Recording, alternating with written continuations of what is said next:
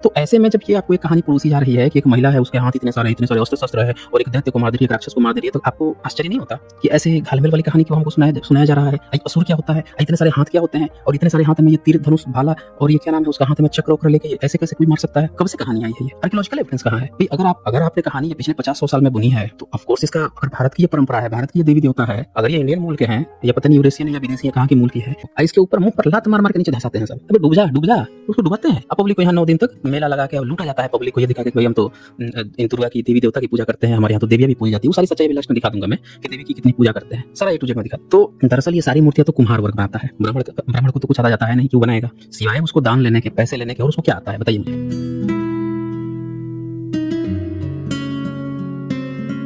नमो बुद्धाय साथियों, स्वागत है आप सभी का सम्यक कल्चर पे। आज मैं कहीं सफर कर रही थी तो औरतों की एक झुंड देखी। सभी के मुंह से एक ही शब्द की चर्चा सुन रही थी और वह शब्द है दुर्गा, अर्थात दुर्गा पूजा, नवरात्र। फिर मैं गूगल में खूब सर्च की, आखिर ये दुर्गा की हकीकत क्या है, दुर्गा किसकी माता है, दुर्गा जी पहले क्या थी, दुर्गा का इतिहास क्या है। फिर मुझे पता चला कि दुर्गा शाक्य संप्रदाय की वह मुख्य देवी है। दुर्गा को आदि शक्ति, परम भागवती, पर ब्रह्मा बताया गया है। वह अंधकार अज्ञानता रूपी राक्षसों से रक्षा करने वाली ममतामयी, मोक्ष प्रदायिनी तथा कल्याणकारी है। फिर पता चला कि दुर्गा एक वैश्या थी। इनके 9 रूप हैं: शैलपुत्री, ब्रह्मचारिणी, चंद्रघंटा, कुष्मांडा, स्कंदमाता, कल्यायनी, कालयात्री, महागौरी, सिद्धिदात्री। और आपको बता दें कि दुर्गा की पूजा कोलकाता में भव्य उत्साह के रूप में मनाई जाती है। कोलकाता में दुर्गा पूजा की तैयारी पूरी साल चलती है और रांची में भी दुर्गा पूजा बड़ी धूमधाम से मनाया जाता है। गुजरात, उत्तर प्रदेश, पंजाब, केरल और महाराष्ट्र में दुर्गा पूजा को नवरात्रि के रूप में मनाया जाता है। भारत के कुछ और भी राज्य हैं जहां दुर्गा पूजा को दशहरे के रूप में मनाया जाता है। दुर्गा पूजा का सबसे पहला शुरुआत रांची में हुआ था। रांची भारत के झारखंड राज्य की राजधानी है। रांची में ही सबसे पहले वर्ष 1839 में दुर्गा जी का प्रतिमा स्थापित कर पूजा की शुरुआत रातू किला में हुई थी। इसके बाद 1882 में जिला स्कूलों में मनाया गया। तब से हर साल आश्विन माह में दुर्गा पूजा लगभग भारत के सभी राज्यों में मनाया जाने लगा। लेकिन मेरे मन में सवाल अभी भी यही था कि आखिर अचानक से दुर्गा कैसे उत्पन्न हो गई, आखिर इसके पीछे का रहस्य क्या है। तब मैंने YouTube पे खोजा तो मुझे साइंस जर्नी चैनल मिला जिसमें इसके सारे डिटेल्स था। मैंने ऐसे सर का दुर्गा पर किया गया लाइव स्ट्रीम देखी। फिर मुझे सारे कहानियों का रहस्य पता चला कि कैसे ये ब्राह्मण धर्म बुद्धिस्ट तारा देवी को दुर्गा बना रखा है। साथियों, चैनल पर नए हैं तो चैनल को सब्सक्राइब जरूर करें ऐसे मोर अपडेट के लिए। और जहां सिर्फ सच्चाई का ही पिटारा खुलता है तो आज हम सत्य का उजागर और झूठ का पर्दाफाश करेंगे।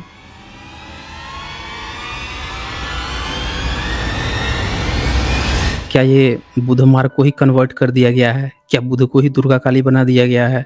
भारत में तो महिला को पढ़ने का ही हक नहीं दिया गया। सावित्रीबाई फुले जब पहली बार स्कूल खोली महिलाओं के लिए तो उनको सब लगे गोबरमल पुत्र से ये सो कॉल्ड अपने को सबसे बड़े विद्वान जो समझते थे उनकी औरतें मरने लगी कि धर्म के विरुद्ध जा रही है। तो जो औरत पढ़ेगी लिखेगी नहीं वो अचानक से उसको ऐसा दिखाने लगो कि उसके हाथ में त्रिशूल भाला ये है और ये किसी राक्षस टाइप के व्यक्ति को मार दे रही है। तो मर्द क्या कर रहे थे? अगर कोई औरत जो है सेना लेके इतने अस्त्र शस्त्र लेके राक्षस को मार रही थी तो मर्द क्या कहीं दुबक गए थे क्या? भाई महिलाओं को आज तक पूरा प्राचीन काल में जितने भी कभी देखा गया है लड़ाइयाँ हुई हैं, स्त्रियों को कौन आगे किया है? अक्सर हम मर्दों ने ही लड़ाई लड़ी है। स्त्रियां भी लड़ाका थी, बहुत कम थी, बहुत रेयर मिलता है, बहुत कम मिलता है, कहीं इक्का दुक्का मिलती है।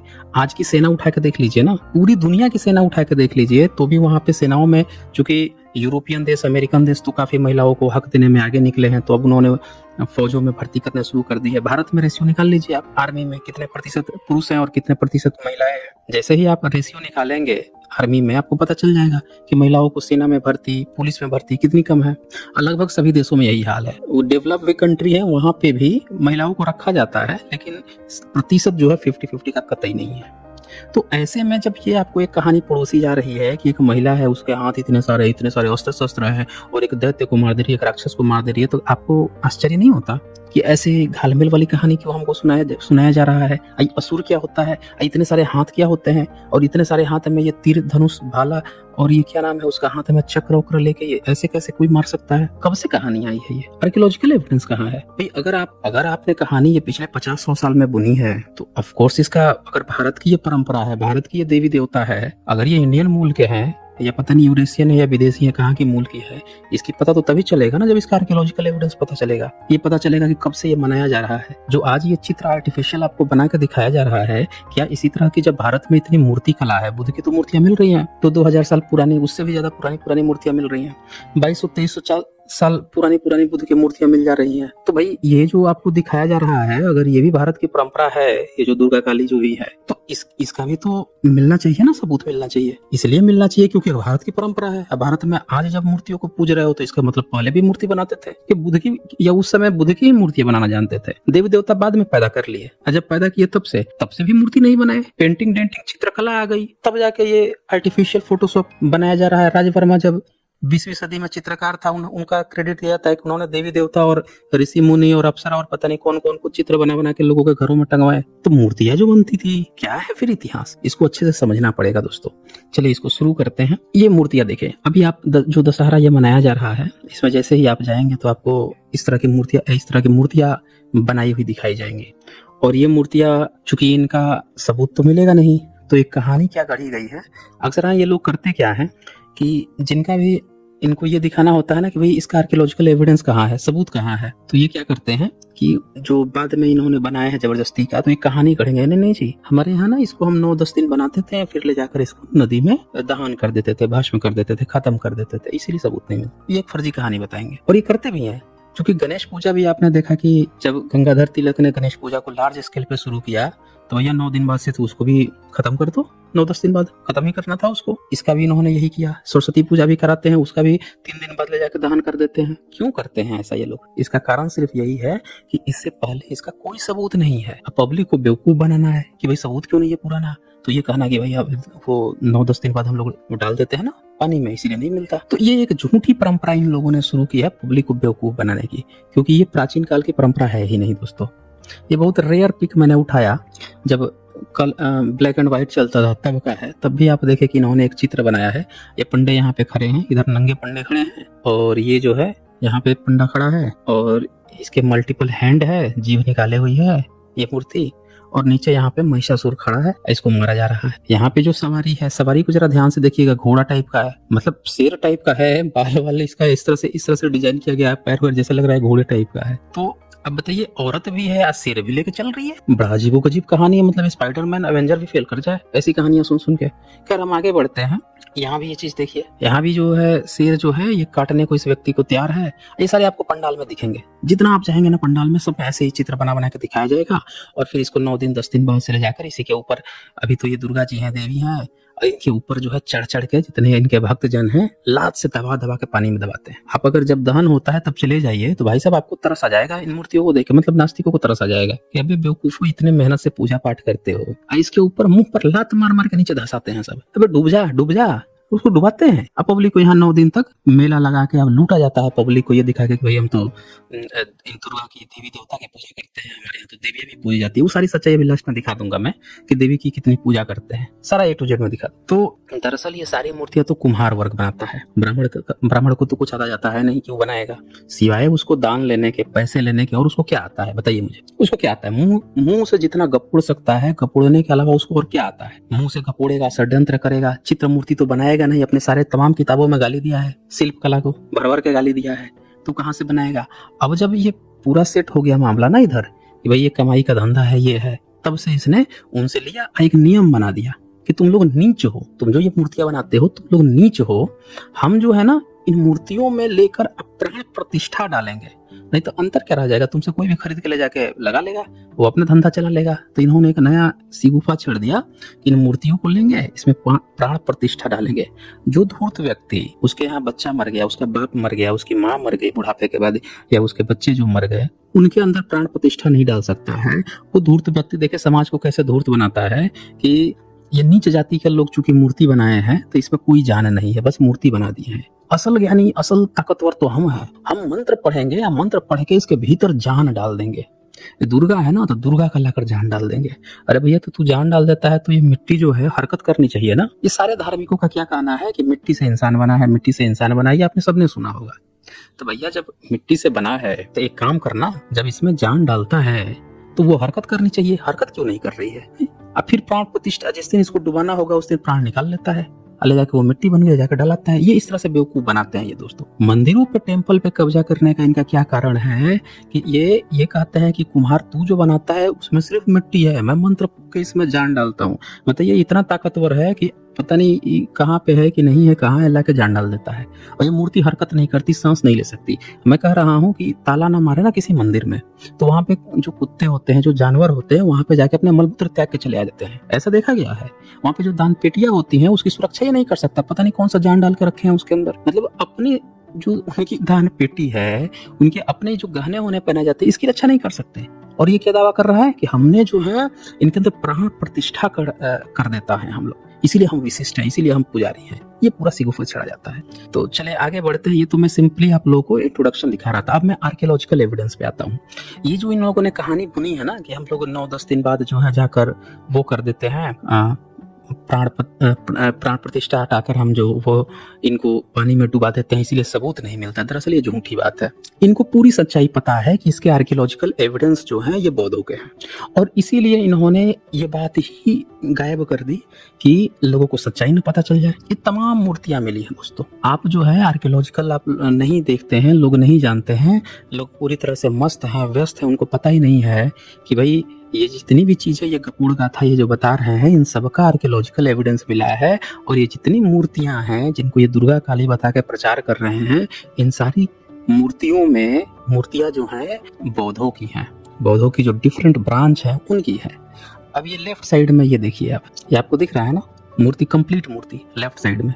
इसमें ये जो औरत की आकृति बनाई गई है, ये महिला बोधिसत्व है, और इनमें मल्टीपल हाथ है। ये देख रहे हैं, मल्टीपल हाथ है।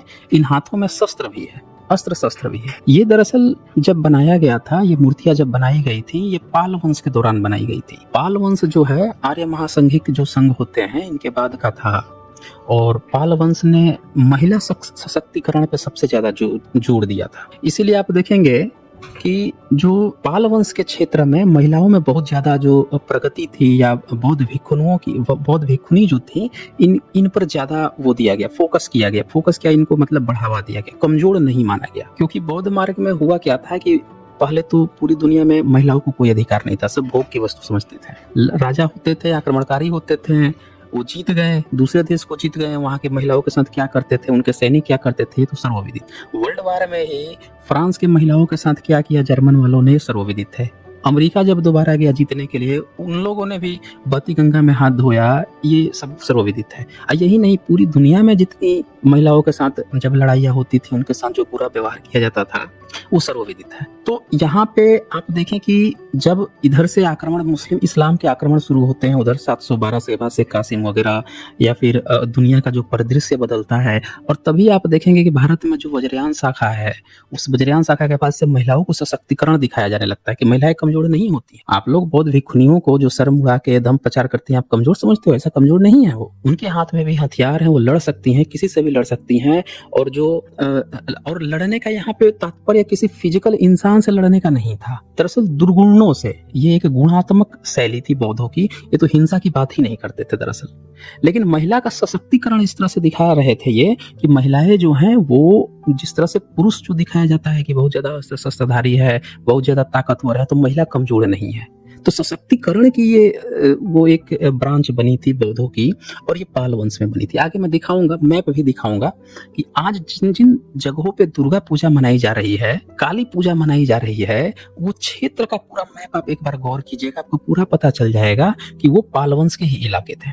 और इसीलिए इन्हीं क्षेत्रों में सबसे ज्यादा फेमस है, अन्यथा आप साउथ में जाएंगे तो उतना नहीं फेमस है दुर्गा पूजा का। बहुत जगह तो छुट्टी तक भी नहीं होती है, लेकिन नॉर्थ इंडिया में भी खास रीजन है, उधर ये ज्यादा फेमस है। अच्छा, इसमें आप देख लीजिए, ये जो महिला जो बोधिसत्व है, इसको अगर किसी आप दिखा देंगे ब्राह्मणवादी का जो बौद्ध मार्ग के बारे में नहीं जानता, क्योंकि इन्होंने लिपापोती करके गायब कर दिया, बुद्ध का नाम नहीं आना चाहिए। अब ये आर्कियोलॉजिकल एविडेंस की देखिए, आपने देखा होगा कि जहाँ पे धम्मचक्र लेकर कोई व्यक्ति तलवार बांध के कमर पे कोई खड़ा है, उसको भी ये धूर्त लोग बता देंगे कि देखो कृष्ण का सबूत मिली। कहीं कोई व्यक्ति जैसे बुद्ध के पिताजी हल चला रहे हैं, उस तरह की भी कहीं हल वाली जैसे टाइप की आकृति मिलेगी तो उसको तुरंत बलराम से जोड़ना शुरू कर देंगे ये।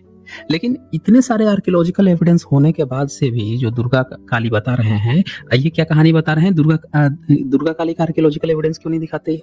रामकृष्ण पे खूब जोर देते हैं और दुर्गा काली का आर्कियोलॉजिकल एविडेंस क्यों नहीं दिखाते हैं? क्योंकि रामकृष्ण का आर्कियोलॉजिकल एविडेंस है ही नहीं। ये जो साक्ष्य है इसका आर्कियोलॉजिकल एविडेंस है। आर्कियोलॉजिकल एविडेंस है पाल वंश का था तो 9वीं सदी से लेकर 11वीं सदी तक के बीच में था, 12वीं के मिड तक था। तो ये जो दौरान था पाल वंश का, इस टाइम ड्यूरेशन में जब खुदाई होती है, उत्खनन होता है, तो यहाँ से ये मूर्तियां निकलती हैं तो सर के ऊपर जो टॉप पे यहाँ पे स्पेशली मूर्ति बनी हुई है, जो मैंने राइट साइड में दिखा दिया है घेरा मार के, देख लीजिए बुद्ध है। यानी महिला सशक्तिकरण की जो नींव डाली थी वो बौद्धों ने डाली थी, बौद्ध राजाओं ने डाली थी, ये समझ लीजिए। तो आज का जो ब्राह्मण यत्र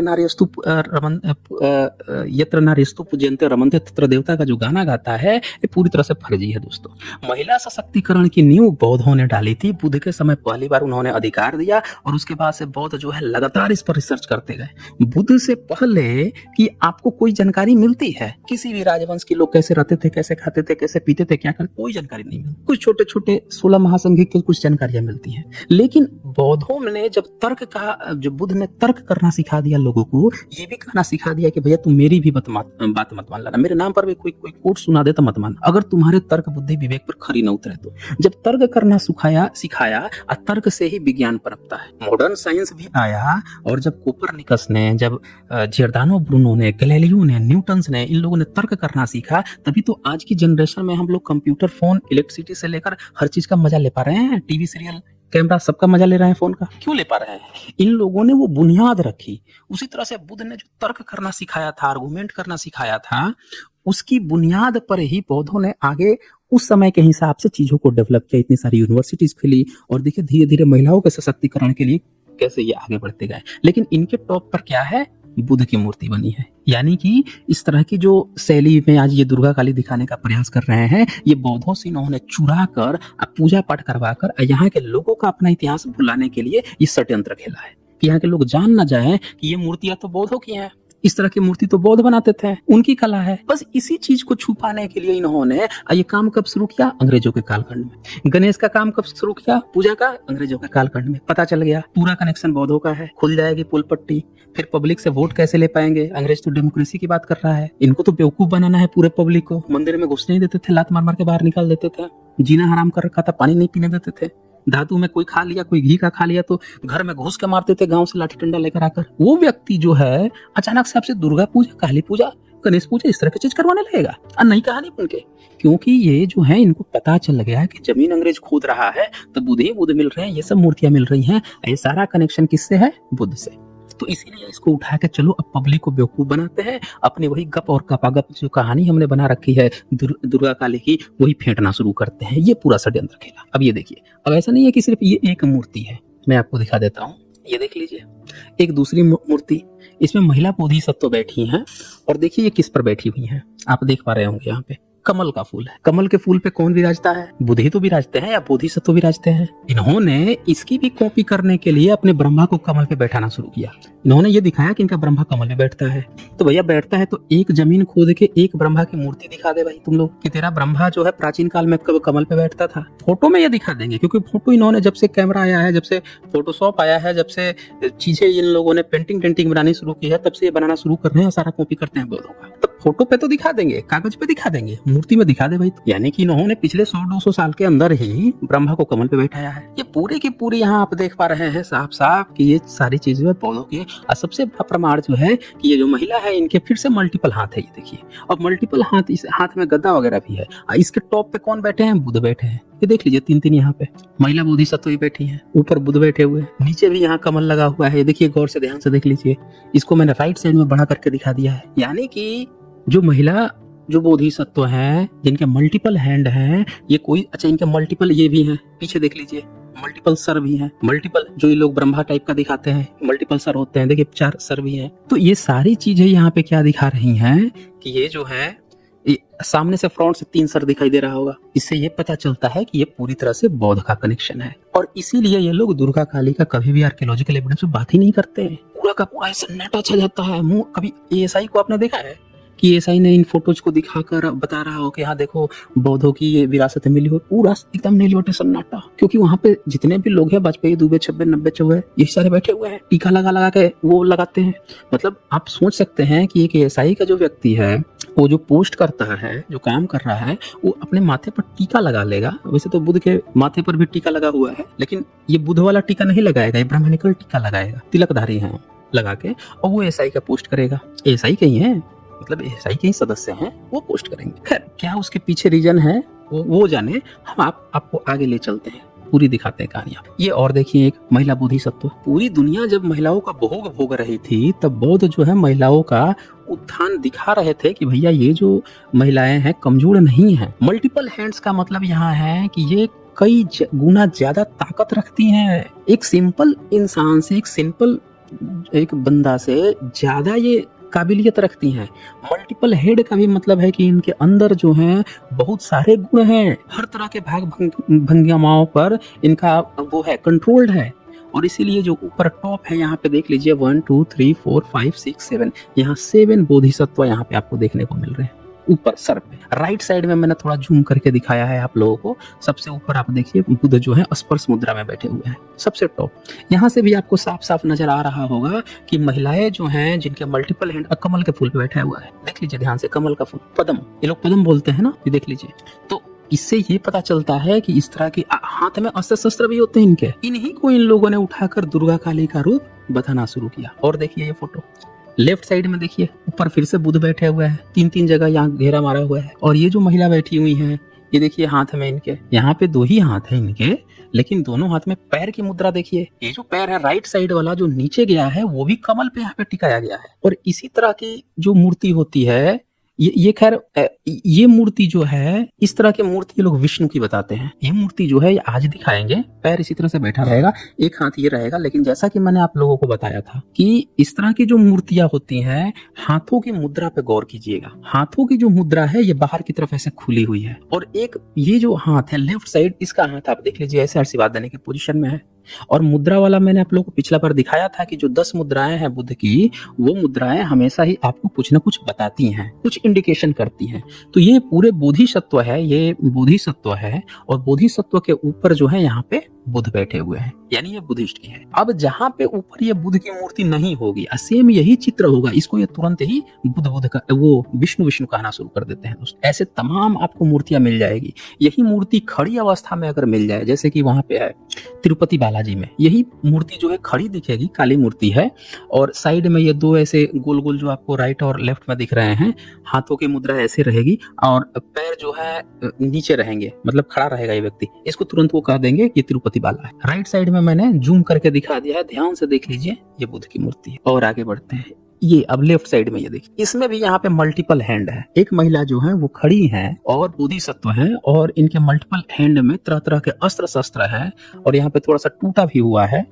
कपड़े पहनने का भी आप स्टाइल, अब इसको ये बेचारे जनेऊ न कह दें कि जनेऊ पहनी हुई है, ये इतने भी धूर्त होते हैं। लेकिन चूंकि इस तरह का एक सिंबॉलिक रिप्रेजेंटेशन होता था बौद्धों में कि ये अपना जो कंधा है, बायां कंधा है, उस पर इस तरह से अपना कुछ लटका के रखते थे, चीवर की तरह, या कुछ भी, कोई कपड़ा, ट्रांसपेरेंट कपड़ा या कुछ भी, पल्लू वल्लू भी, आप साड़ी पहनने के भी आप तकनीक देख सकते हैं। महिलाएं जब पल्लू बांधती हैं तो इसी तरह से बांधती हैं। तो ये एक सिंबॉलिक रिप्रेजेंटेशन हुआ करता था, ये सारी मूर्तियों में मिलता है।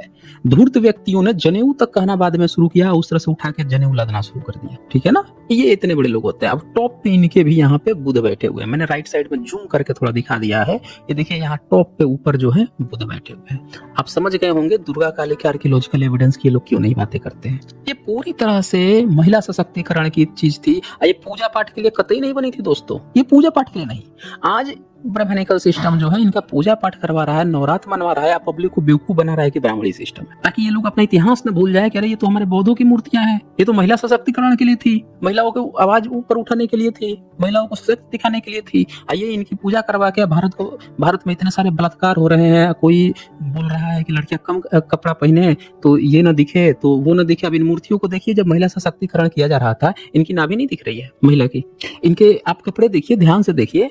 कभी बौद्धों ने रोक लगाई क्या कि तुमको ये कपड़े पहनने हैं, तुमको जींस, खैर जींस उस समय नहीं था, लेकिन कपड़ों पे इस तरह से रोक लगाई नहीं लगाई ना। कपड़े से किसी इंसान, स्त्री, नारी का वो अच्छी है खराब है नहीं पता चलता, चरित्र उसका कैसा है कपड़े से नहीं पता चलता दोस्तों। ये ब्राह्मणिकल सिस्टम, ये धार्मिक लोगों की जो नौटंकी है ना कि महिलाओं को दबा के रखो, उनका शोषण करो। अब जो कह रहा है कि यहाँ पे आप इतना कपड़ा पहन के रखो, इतना, उसकी नजर खराब है ना, अपनी नजर सही करे ना, वो अपने अंदर जाके बौद्ध धर्म ग्रहण कर ले, जाके दिन रात विपश्यना करे। अगर उसके अंदर दिक्कत आ रही है तो जाके कंदराओं में, गुफाओं में, बाहर जंगल में चला जाए, वहां जाकर बैठ जाए। जब महिलाओं को देखकर उसकी नीयत खराब होती है तो समाज में रहने की क्या जरूरत है। ऐसे मानसिक जो पीड़ित लोग होते हैं इनको तो जेल में डाल देना चाहिए। जिनको महिलाओं का शरीर देख लेने पर उनकी नीयत खराब हो रही है, वो बीमार है, पीड़ित है, उनको उठा के पागल खाने में डालो, जेल में डालो, उनको मानसिक इलाज कराओ। तो यहाँ पे महिला सशक्तिकरण की बात आ रही है, लेकिन ये धार्मिक पूजा पाठ खूब करवाएंगे और फिर कहेंगे कि महिला जो है फोन नहीं रख सकती है। यानी बौद्ध जो आज से 1000, 1500, 2000, 2500 साल पहले महिलाओं के सशक्तिकरण की बात कर रहे थे, आज हम इतने गर्त में पहुंच गए हैं कि यहाँ पे कोई खाप पंचायत उठ के कह देती है कि लड़कियां जो है जींस नहीं पहन सकती तो मोबाइल नहीं रख सकती। कभी कोई मंत्री संतरी बोल देता है कि रात में 9 बजे घूमेगी बॉयफ्रेंड के साथ तो उसके साथ रेप नहीं होगा तो और क्या होगा। कोई बोल देता है कि ठेंगुना जो है उसमें ये नहीं पहन लेगी, ठेंगुना दिखाते रहेगी तो उसके साथ वो नहीं होगा, कि जिसमें दिखाएगी तो उसके साथ कुछ भी हो सकता है। कोई शॉर्ट्स पे पाबंदी लगा रहा है। ऐसे लोग हैं दिन रात पूजा पाठ कर रहे हैं। इसका मतलब कि ये भारत का कल्चर कतई नहीं जानते। ये सारे के सारे धूर्त लोग हैं, या तो विदेशी हैं या पॉलिटिकल प्रोपेगेंडा खेलते हैं। इनको भारत का कल्चर नहीं पता है। ये कभी इन आर्कियोलॉजिकल एविडेंस की बात नहीं करते। चले और देखिए, ये इतनी सारी मूर्तियां जो हैं खुदाई से मिली हुई है। ये देखिए महिला जो है बोधिसत्व जो है, मल्टीपल इनके सर भी हैं और हाथ में तलवार भी बकायदे ली हुई है। और ऊपर देखिए ना, ये ऊपर टॉप पे बुद्ध बैठे हुए हैं। महिलाओं को कमजोर नहीं दिखाया जा रहा है, समझ रहे दोस्तों, महिलाओं को स्ट्रॉन्ग दिखाया जा रहा है। राइट साइड में जूम करके भी मैंने दिखाया, ध्यान से देख लीजिएगा। यानी कि भारत में जो सभ्यता थी, जिसको आज ये देवी देवता बना के पूजा पाठ आपको करवा के ठग रहे हैं, दरअसल यहाँ से इनका सिर्फ पेट नहीं भर रहा है। ये ठग कर सिर्फ अपना पेट नहीं भर रहे हैं सर, एक बहुत बड़ा गुनाह कर रहे हैं, बहुत बड़ा एक कॉन्स्पिरेसी है। आपको अपने इतिहास से दूर कर दिए इन लोगों ने, और अपने फर्जी प्रोपेगेंडा, फर्जी कहानी बनाकर, पौराणिक कहानी इन्होंने अंग्रेजों के समय, मुगलों के समय में लिखी। अरे इन्होंने जो अंग्रेजों के समय में लिखी, जो 1927 की रामायण है, आज की डेट में जो रामायण है उसका अनुवाद पढ़ लीजिए, आपको इतना अंतर मिल जाएगा। आप जो अंग्रेजों के समय का मनुस्मृति है, आज के समय का मनुस्मृति पढ़ लीजिए, इतना अंतर। अब तो मनुस्मृति के इन्होंने 1456 श्लोक निकाल के फेंक दिए, कह रहे हैं कि किसी ने मिलावट कर दी, पकड़ गए, धूर्तता।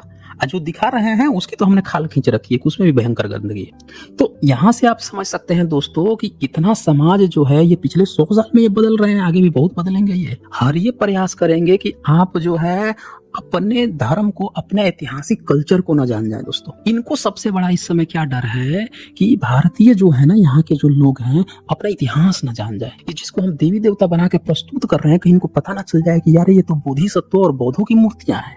अगर इतना पता चला तो कब्जा कर लेंगे, कब्जा करके इनका दाना पानी सब खत्म, मार मार के, लात मार के निकालेंगे इनको। अभी क्या तू उस समय से पागल बना रहा था? ये कौन सा ऋषि था तेरा जो कभी दोने में पैदा हो जा रहा था, कभी जो है मछली खा के पैदा, मछली से बच्चा पैदा कर दे रहा था, कभी पसीने से पैदा कर दे। कहानी तुम बन रखा था हमको, क्या क्या सुनता था ये? इनको इसी बात का डर है कि जिस तरह से इन्होंने पिछले 200-300 साल में कॉन्स्पिरेसी कर करके भारतीयों को बेवकूफ बनाया है, जब इनका ठगपन खुलेगा, जैसे अभी आसाराम का खुला। साथियों, तो आपने देखा कैसे ये ब्राह्मणवाद लोगों को बेवकूफ बनाकर रखे हैं सिर्फ अपना दुकान चलाने के लिए। साथियों, मुझे दुर्गा पूजा से कोई इतराज नहीं, बस दिखते यह है कि ये ब्राह्मणवाद दुर्गा के जगह तारा देवी को ही रखते तो इन्हें इतना प्रोपेगेंडा फैलाने की जरूरत ही नहीं पड़ती। खैर, अब आप लोग ही बताएं ये सब कितना सही है, कितना गलत है। साथियों, ये वीडियो अगर आप सभी को जानकारी से भरपूर लगा है तो प्लीज इसे शेयर जरूर करें। मेहनत लगता है ऐसे वीडियो बनाने में, और लाइक जरूर करें। इससे हमें और भी वीडियो बनाने और सच को आप तक पहुंचाने में हमारे उत्साह को 10 गुना बढ़ा देता है। तो मिलते हैं इस वीडियो के नेक्स्ट पार्ट के साथ। नमो बुद्धाय।